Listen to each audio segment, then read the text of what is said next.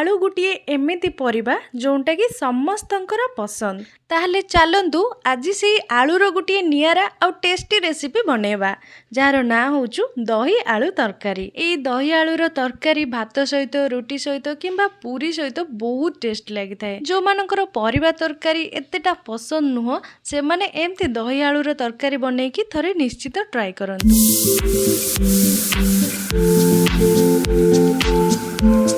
दही आलूर तरकारी बनवाई आम ये प्रथम गोटे कढ़ई को भल भाव गरम करके से 2 चामच तेल नहीं जावा आ तेल भल भाव गरम है आम से नहीं किसी आलू ये आलू को तेल रे भल भाव आम भाजी नवा। ये आम मीडियम साइज रो 4टा आलू नहीं जावा आकु टिके बड़ बड़ साइज रो खंड खंड काटिकी प्रथमे हाफ बॉयल करनबा किंबा 80% ताकू सिझेई नबा लूण पकेकी।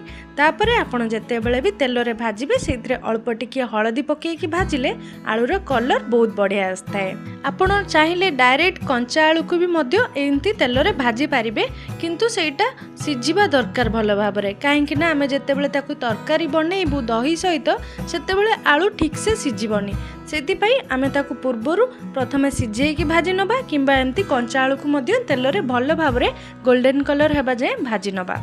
तापरे सबुजाक आलू को बाहर करनबा पंची तेल रे आमे एटी दालचीनी 2 खंड नहीं जिबा ता सहित नहीं जिबा गोटे चामच गोटा जीरा बहुत बढ़िया फ्लेवर आस्ताए। जीरा भल भाव रे फुटी गला परे सेतिरे एटी 2टा कंचा लंका को मझिरु कट करके नहीं जिबा।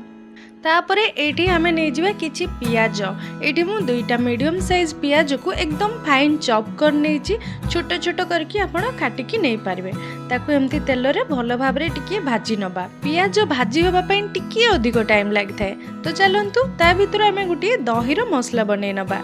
एटी हाफ कप दही नहीं जिबा आ सेतरे हाफ टी स्पून हल्दी गुंड 1 टीस्पून लंका गुंड हाफ टी स्पून गरम मसला पाउडर नहीं जिबा हाफ टी स्पून जीरा गुंड आ हाफ टी स्पून नहीं जिबा धनिया पाउडर ए सब को नहीं कि भल भाव रे मिक्स कर नबा। आमे एटी लूण नबानी काहे ना लूण नेले तार पानी छाड़ताए। देखंतु केते बढ़िया पेस्ट बनी गला। तो चलंतु एपटे पियाज को भल भाव रे भाजी नबा। पियाज हल्का ट्रांसपेरेंट हे गलानी आ टिके ब्राउन कलर हेबा पर्यंत ताको एमती भाजीबा आ तापरे सेथरे नै जिबा गुटिए चामच अदा रसुण पेस्ट आ ताको मध्य पियाज रे भल भाव रे कसी नबा किंबा भाजी नबा जेते पर्यंत अदा रसुण रो कंचालिया बासना न जाईची। देखंतु बहुत जल्दी अदा रसुण पेस्ट पियाज सहित मिसीगला। एबे नहीं जिबा एथिरे गोटे चामच लूण किंबा स्वाद अनुसार लूण आउ गोटे चामच नहीं जिबा लंका गुंड।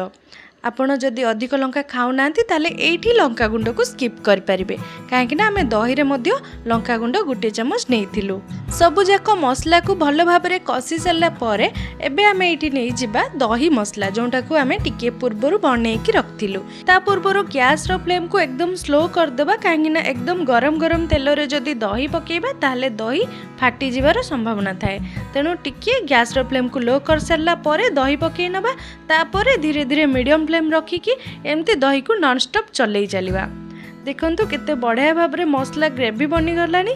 एबे ताकू टिके टिके एमती मझिरे छाड़ीबा जेमती कि सेटा फुटिकी तेल गुड़िक ऊपर को भासी आसीबो आ दही रे थिबा एक्स्ट्रा पानी गुड़िक मरिकी हल्का बहलिया हे आसीबो।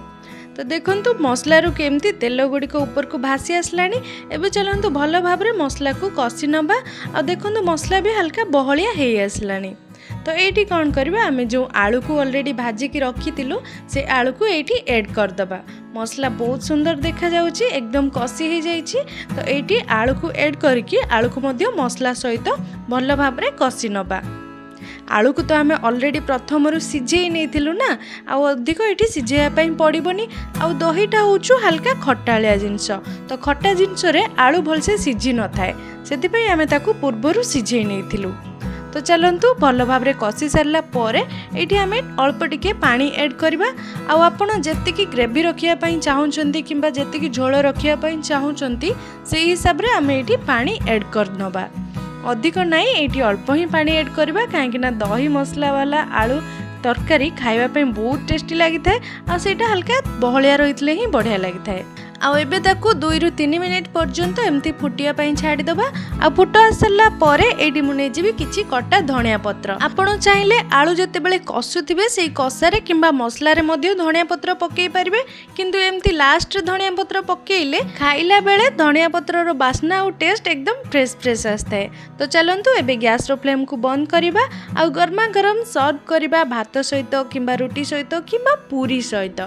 आपण पूरी सहित निश्चय थरे एमती बने कि ट्राई करंतु किंबा गरम गरम भात सहित भी ट्राई करंतु, बहुत बढ़िया लागिबो। झटपट बने कि रेडी हो जाउतबा एई रेसिपी घरे निश्चित थरे ट्राई करंतु, निजे खांतु, समस्त को खुआंतु आ हमकु कमेंट रे लिखि जणांतु केमती लागिला। वीडियोटी को शेष जाय देखिथिबारु बहुत बहुत धन्यवाद। वीडियोटी जदि भल लागिथाय ताले गोटे लाइक करंतु, चैनल रे जदि नुआ अछंती चैनल को सब्सक्राइब करंतु आ एमती नुआ नुआ वीडियो रो नोटिफिकेशन पाए पई पाखरे थिबा बेल आइकन को ऑन करनियंतु।